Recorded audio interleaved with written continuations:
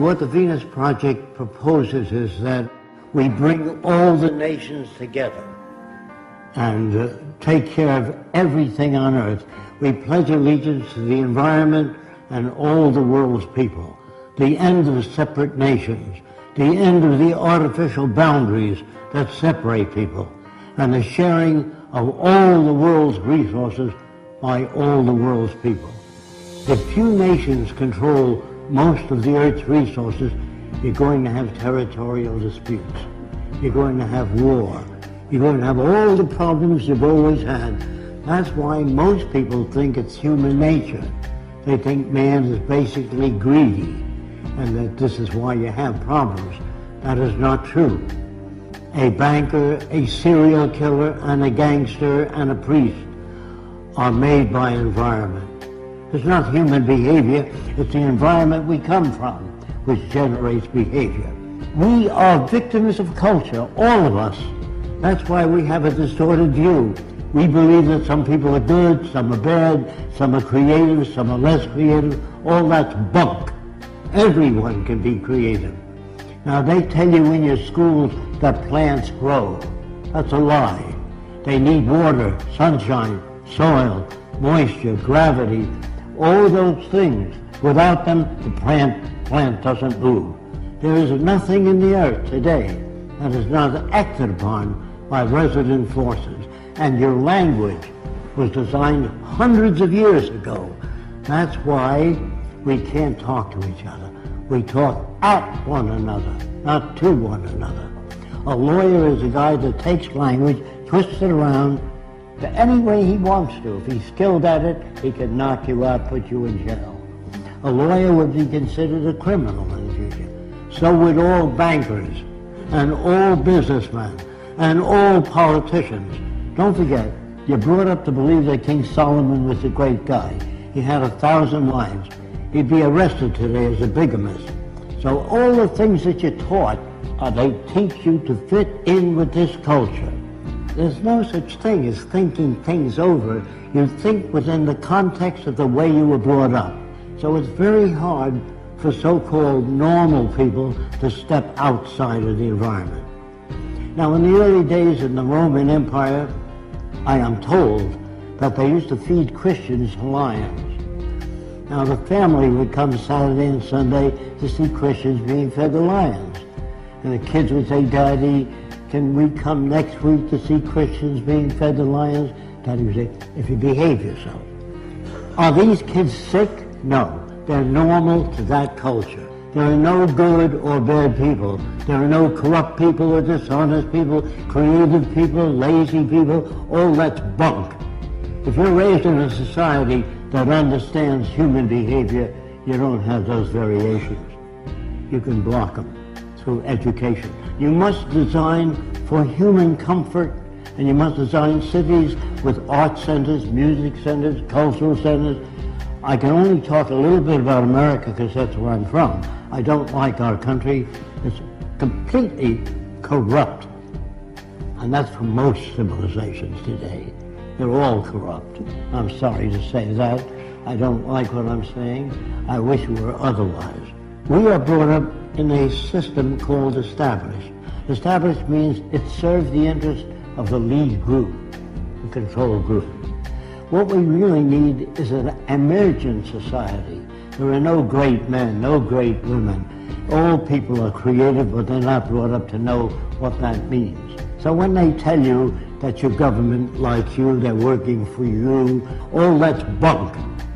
When I say people hardly know what they're talking about because they're not brought up to be sane. They're brought up to fit in with the establishment. National loyalty is really a form of stupidity. All people need clean air, clean water, arable land, and a relevant education. That means no businessmen, no advertising, no investment bankers. I used to work for Ernst Udet, and I said, how did you shoot down 70 airplanes? And he said to me, I would fly above aerial combat and watch the rookies that couldn't handle planes well and knock them off. Now, what kind of a person is that? He's a war hero, great man. There are bums and stupid people brought up by an arrogant society that doesn't give a shit about anyone else but the established institutions. Man, this includes me, cannot think or reason. When your car veers to the right, you don't kick it and beat it up. Either your tire pressure's uneven or something's wrong with the steering column. You try to understand. When children beat up other people and hurt other people like a bully, that's part of their conditioning, their associative memory, the system they live under, which doesn't correct that. Schools do not teach you much, are mostly concerned with propaganda. Most schools don't teach you how to live, find meaning in your own life, how to disagree without getting angry. What is really needed is the intelligent management of the Earth's resources for the benefit of everyone. Now, the only way you can do that is through technology. Everything that you have, your lights, your air conditioning, your automobile, your airplanes, all technology. Politicians can't give you that. Politicians don't know what to do. They make laws. Say no to drugs. Well, that's not going to stop a person from selling drugs as long as there's money in it. But if you do away with the money system and build access centers where anyone can have access to the necessities of life without filling out 1 million forms or appealing to Fresco, it's all available to everyone. Go to your big department stores or your food stores, you'll see lots of stuff. We are now capable of producing in abundance. People say to me, I know two people from the same environment. One turned out to be a priest, the other a gangster. If environment is everything, how do you get those differences? You get those differences by playing with the youngest child, 4 years old, while the 7-year-old stiff. That's where jealousy comes from. It comes from poor manipulation of the variables. If you grade children in school, you hurt the other kids. I got an A, what did you get? F, failure. You know, all of us, by the way, are prostitutes in this system. If you sing and you sell toothpaste, you're a prostitute.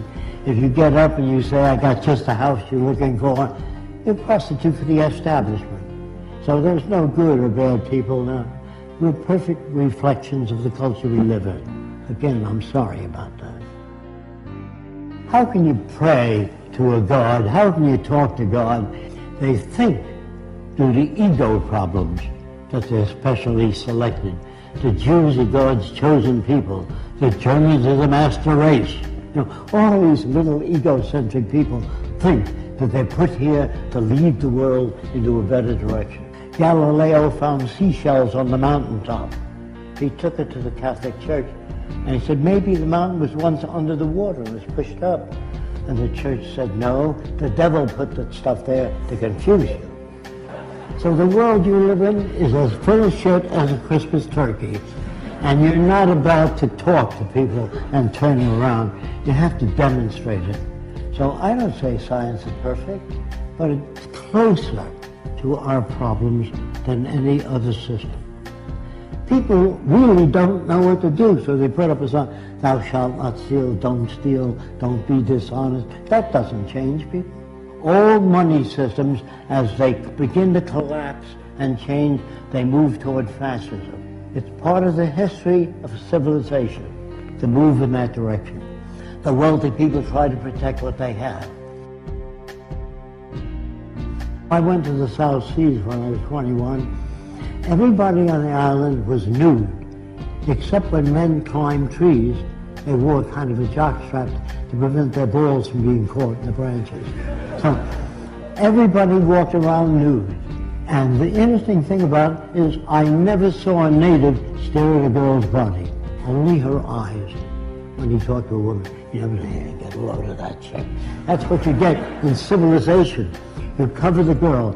If people swam nude when they were this high, you couldn't sell pictures of a nude girl. Do you understand that? I get to know the natives so well, I watch them make love. And they stroke the whole female, the top of her head all the way down. They had no fetishes. There were no tit men, leg men, ass men. All that's made by culture. And if you don't use that kind of language around women, you can't become equal to one another. So you have to tell them how men think. That isn't how they think. That's how they're brought up. When guys poke each other, hey, get a load of that chick, you know. That is learned in the culture. In the islands, they never did that. It's like you stroking a dog. You stroke the whole dog. You don't stop at the balls. You stroke the whole dog. Understand? I'm not your enemy. I'm not trying to hurt you. I'm trying to tell you that if we use science and technology, everyone will be given the best opportunity so that we can bring out the best in every human being.